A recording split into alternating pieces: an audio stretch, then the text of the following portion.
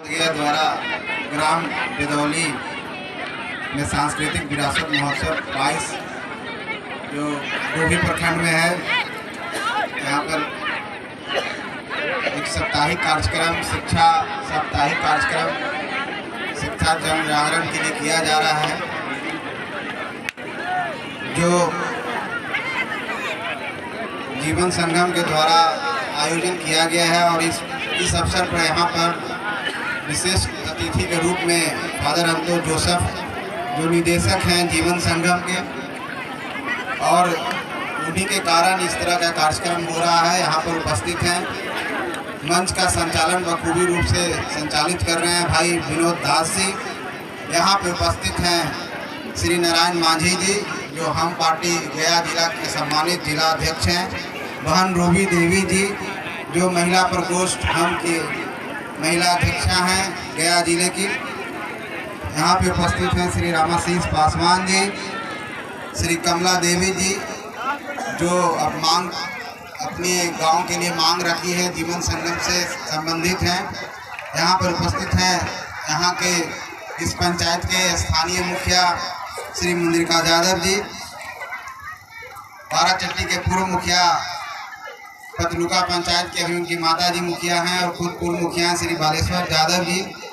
यहाँ पे उपस्थित श्री विजय यादव जी, गया से चल के हम लोग के साथ आए हुए हैं अनिल कुमार जी, हम लोग के पार्टी के भाई राम श्री मांझी जी, विजय कुमार जी, संतोष यादव जी, जो हम के प्रखंड अध्यक्ष हैं बाराचट्टी प्रखंड के, श्री माधुरी मंडल जी, जो मोहनपुर प्रखंड के प्रखंड अध्यक्ष हैं हम के, श्री जोगेंद्र मांझी जी उपस्थित हैं, डोभी प्रखंड के प्रखंड अध्यक्ष हैं, श्री आयुष जी, भाई आयुष जी, मनोज मांझी जी यहाँ उपस्थित हैं, जो सिरघाटी के प्रखंड अध्यक्ष हैं हम के। और मंच पर उपस्थित तमाम नेता, तमाम प्रतिनिधि, सभी सामाजिक कार्यकर्ता, सभी इस गांव के, इस प्रखंड के और इस विधानसभा के प्रबुद्ध गण्यमान्य व्यक्ति, मंच के आगे इस महोत्सव में हिस्सा लेने आए हुए सभी अभिभावक, ग्रामीण जनता और खास करके बच्चे जो प्रतिभागी हैं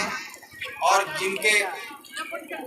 जो हम लोग के भविष्य हैं, यहाँ पे उपस्थित हैं, सभी को मैं अपनी तरफ से, अपनी पार्टी की तरफ से और अपने तरफ से आप सबका अभिनंदन करता हूँ, आप सबको नमस्कार करता हूँ, आप सबको प्रणाम करता हूँ। आप सबको बहुत बहुत धन्यवाद कि आप इतने अच्छे कार्यक्रम में यहाँ पर उपस्थित हैं।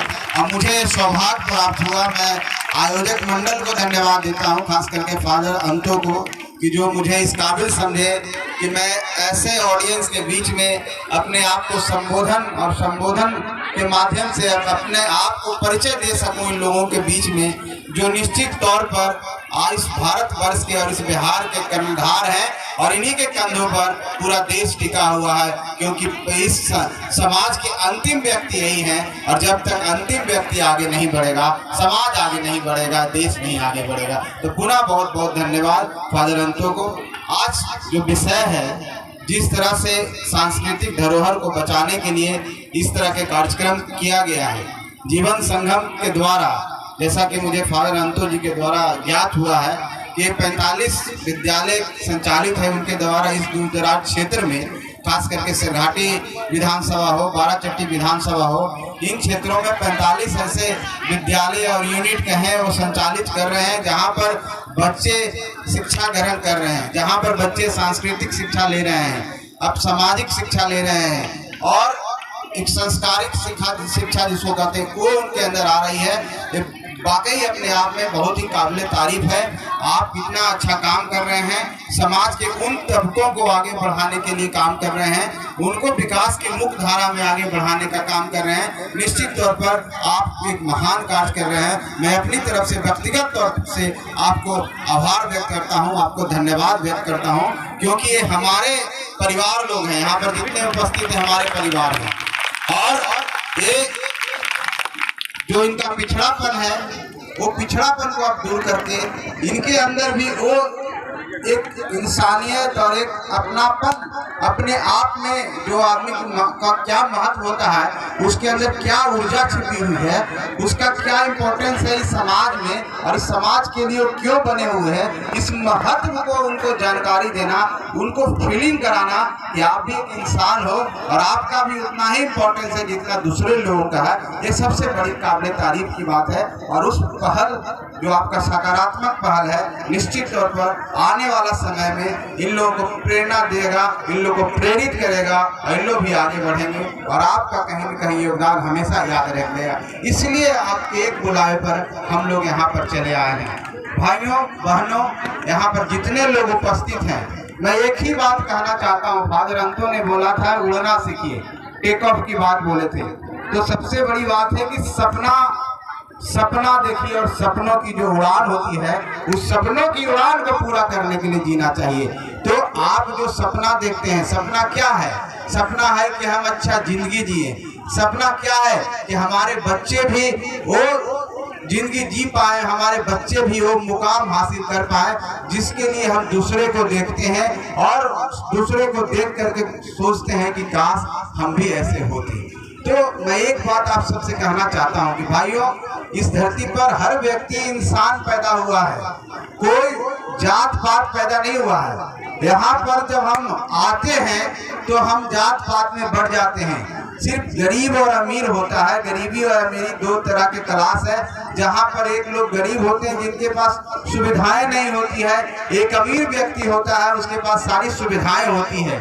और इसी बैरियर को पार करना, यही एक लड़ाई है, यही एक खाई है जिसको आसमान कह सकते हैं चाहे जमीन कह सकते हैं। गरीब और अमीर, बाकी कोई आपके अंदर कमी नहीं है, बाकी कोई आपके अंदर दुर्बलता नहीं है। अब सिर्फ और सिर्फ हम मानसिक रूप में सोच लेते हैं कि हम कमजोर हैं, हम दलित हैं, हम पिछड़ा हैं, हम गरीब हैं, इसलिए आगे नहीं बढ़ सकते हैं। तो आपके सामने इस विरासत के माध्यम से जो सांस्कृतिक विरासत मनाया जा रहा है, जो शिक्षा समारोह आज मनाया जा रहा है, जो पोस्टर आपके सामने लगे हुए हैं, ये पोस्टर अपने आप में एक्सप्लेन करता है उस बात को। ये दर्शाता है, परिभाषित करता है कि हम आगे चाहेंगे तो आगे बढ़ जाएंगे।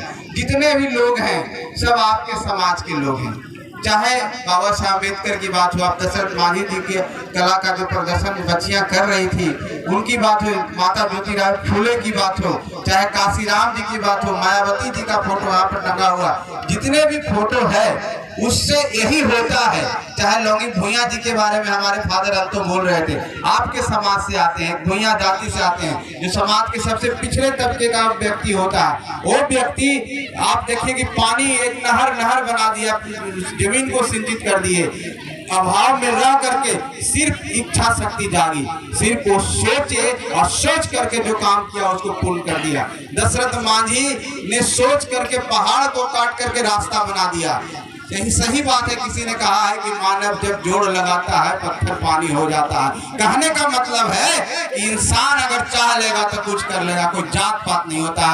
तो इस तरह के विरासत से और इस तरह के समारोह से हमको सीख लेके जाना होगा कि कोई इंसान बड़ा छोटा नहीं होता है, सिर्फ उसको मौका मिलना। सबसे बड़ी बात है, गांठ बांध लेना चाहिए कि हम अपनी 2 रोटी कम खाएंगे, एक शाम भूखे रह के रहेंगे, लेकिन अपने बच्चों को हम पढ़ाएंगे, क्योंकि इससे बड़ी कोई शिक्षा से बड़ा कोई दान नहीं है, इससे बड़ा कोई खजाना नहीं है, इससे बड़ा कोई बहुमूल्य चीज नहीं है। आप अपने बच्चों को सिर्फ पढ़ा दीजिए, शिक्षित कर दीजिए, अपने आप उसको रास्ता नजर आने लगेगा। जिस तरह के अंधेरे में जब उजियारा सूरज निकलता है तो साफ हो जाता है, सब चीज नजर आने लगता है, उसी तरह से शिक्षा एक तरह से रोशनी है मानव जीवन में। जो गरीब होकर के अंधेरे में जी रहा है उसको शिक्षित कर दीजिएगा तो उसको अपने आप नजर आने लगेगा, अपना मंजिल खुद तय करेगा, अपनी मंजिल खुद प्राप्त करेगा और अपने आप विकास कर लेगा, विकसित हो जाएगा और आप भी आगे बढ़ेंगे और आप भी समाज की मुख्यधारा में बढ़ेंगे। और इस तरह के जो विरासत है, हमारी सांस्कृतिक धरोहर है। संस्कृति क्या होती है? संस्कृति हमारी पहचान होती है, संस्कृति हमारी आत्मा होती है, हमको एकजुट रखती है, हमको एक दूसरे में भाईचारा सिखाती है। वो संस्कृति, जैसे झूमर प्रतियोगिता यहाँ पर हो रहा है, हम झूमर जो हमारी माता बहनें करती हैं, हमारे बच्चे करते हैं, तो हम लोग कितने ललक से देखते हैं, लगता है एक सीने में एक आग सी आती है और एक तरंग निकलता है कि मेरा कार्यक्रम हो रहा है। तो इसी तरह से सांस्कृतिक जो धरोहर होता है कभी हमको नहीं भूलना चाहिए। वो संस्कृति ही है जो हमको एक दूसरे से मिला के रखती है। वो इंसान नहीं होता जिसके अंदर संस्कृति नहीं होती है, वो कोई समाज नहीं होता जिसका अपना कोई पूर्वज नहीं है, उसका कोई इतिहास नहीं है। तो हमको इसको बचा के रखना है, इसको संभाल के रखना है, तभी हम एकजुट होंगे। अगर हम सांस्कृतिक धरोहर को बचा के रखेंगे, अपने धरोहर को, अपने जो वीर पुरुष हुए हैं उनकी वीर गाथा को हम याद करेंगे सांस्कृतिक के माहौल से, गाना के माध्यम से, तब हमें एक ऊर्जा आएगी और ऊर्जा हमको प्रेरणा देगी और उससे हम प्रेरित होकर एकजुट होंगे। हमारी मानसिक जो स्थिति है जो गुलामी की तरफ जा रही थी वो बाहर निकलेगी और हम सोचेंगे कि नहीं, हमारे पूर्वज भी इतने वीर थे, हमारे पूर्वज भी इतने सक्षम थे, उन्होंने कर दिखाया तो हम क्यों नहीं कर सकते, हम उनके संतान हैं। इसी का मतलब होता है अपने संस्कृति को याद करना, अपने पूर्वजों को याद करना। इसलिए ये फोटो का जो आपके सामने प्रदर्शन किया गया है सिर्फ इसीलिए किया गया है कि आप भी उन्हीं के संतान हो और आप भी दूसरों के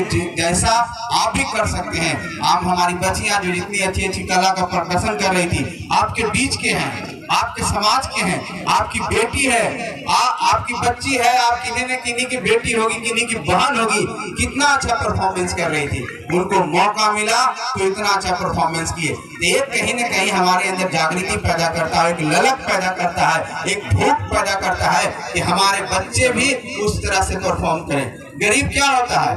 गरीब का मतलब होता है गरीब जो अपने आप को नहीं व्यक्त कर पाता है, अपनी बातों को नहीं रख पाता है, दूसरे से बोलने में उसको झिझक होती है, उसी को तो गरीबी कहते हैं, उसी को तो गरीब कहते हैं। हम किसी के सहारे की जरूरत होती है। आज आपको कुछ जरूरत है तो आपको किसी के सहारे की जरूरत होती है। एक बात कहने के लिए आपको ब्लॉक में जाने के लिए, थाना में जाने के लिए किसी के सामने जाके आवेदन लिखवाना पड़ता है, किसी के साथ जाना पड़ता है। वो झिझक जो है, जो मानसिक डर है, उसी को गरीबी कहते हैं। और ये डर तभी खत्म होगा जब बच्चे शिक्षित हो जाएंगे। तो शिक्षा ही सबसे बहुमूल्य चीज है, इसको जैसे भी हो प्राप्त कर लेना चाहिए। आधी रोटी खाएंगे लेकिन अपने बच्चों को पढ़ाएंगे। ये मंत्र को याद करके, अपने धरोहर को याद करके, अपने जो पूर्वज है उसको याद करके एक आग पैदा कीजिए। और आग पैदा करना है उन अभिभावकों को, और उनको सपना देखना है कि हम अपने बेटे को भी मुकाम हासिल करवाएंगे जो देश का नेतृत्व करेगा, आने वाला समय का लीडर होगा, आने वाला समय का वैज्ञानिक होगा, आने वाला समय का हमारा जज होगा। और चाहे इस देश का नीति निर्धारक तत्व में उसका भी एक योगदान होगा, जो उस बड़े पोस्ट पर बनते हैं। जिस दिन ये सपना देख लेंगे, जिस दिन हमको नजर आने लगेगा, उसको पाने के लिए हम कोशिश करने लगेंगे, तभी हम सपनों की उड़ान को, और उड़ान भरने के लिए ईंधन की व्यवस्था करने लगेंगे और आगे बढ़ने लगेंगे। यही तो एक सिंपल सा प्रोसेस है। जब आपको भूख लगता है तो आप जाकर के लकड़ियां गांव से चुनती हैं, जंगल में जाकर के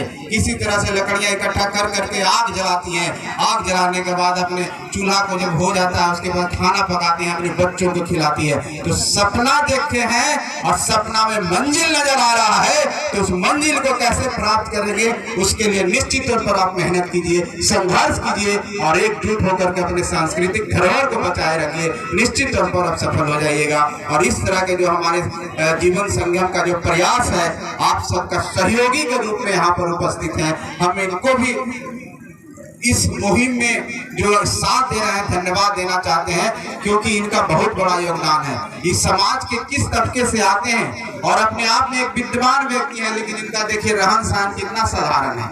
जितना साधारण दिखते हैं उतने ही असाधारण व्यक्ति हैं, क्योंकि हम लोग इनको जानते हैं कि इनकी पहुंच कहाँ तक है, इनकी ज्ञान कहाँ तक है। तो व्यक्ति का पहचान कहीं से आता है। अच्छे व्यक्ति का पहचान इसी को कहते हैं भाइयों। इनसे आपको प्रेरणा लेना होगा कि आप जितना दूर चले जाएं, जितनी उपलब्धि अपने जीवन में हासिल कर लें, लेकिन जो आदमी का व्यक्तित्व होता है, जो सौम्य होता है, जो आदमी डाउन टू अर्थ जिसको कहते हैं उसको हमेशा बचा के रखिएगा, क्योंकि जब तक वो नहीं बचाइएगा, आप इस गांव से अच्छा कर जाइएगा तो गांव की तरफ नहीं आइएगा, फिर आपका पढ़ने लिखने का कोई महत्व नहीं है। वही व्यक्ति सच्चा होता है जो जिस गांव से निकलता है उस गांव में आकर के उन बच्चों को, उन भाइयों को भी आगे बढ़ाता है जो संघर्ष में उसके साथ थे। कोई उसको पढ़ने में कोई तेल ला रहा हो, कोई उसकी ढिबरी को जला रहा हो, कोई कुछ कर रहा हो, तो कहने का मतलब है कि जीवन में सादगी हमेशा रखना चाहिए। सादगी भी इंसान को महान बनाता है। और हम उस समाज से आते हैं जहां हम इस सांस्कृतिक धरोहर को, और हम पूर्वजों, हमारे पूर्वज इतने मजबूत थे और हमारे इतने साधारण थे और इतने संघर्ष करके, सत्ता के जो संघर्ष होते हैं छोटे छोटे टुकड़ों में, जो हम सर्वाइवल के लिए संघर्ष किए थे, और वो संघर्ष करके जंगलों में रह करके, प्रकृति से लड़ करके, प्राकृतिक आपदाओं से लड़ करके, कुछ चुनौतियों का सामना करके शहर की ओर बढ़ करके हम अपनी पहचान बनाए हैं। हम उतना संघर्ष करके आगे बढ़ सकते हैं, तो हम ये भी करके दिखा देंगे।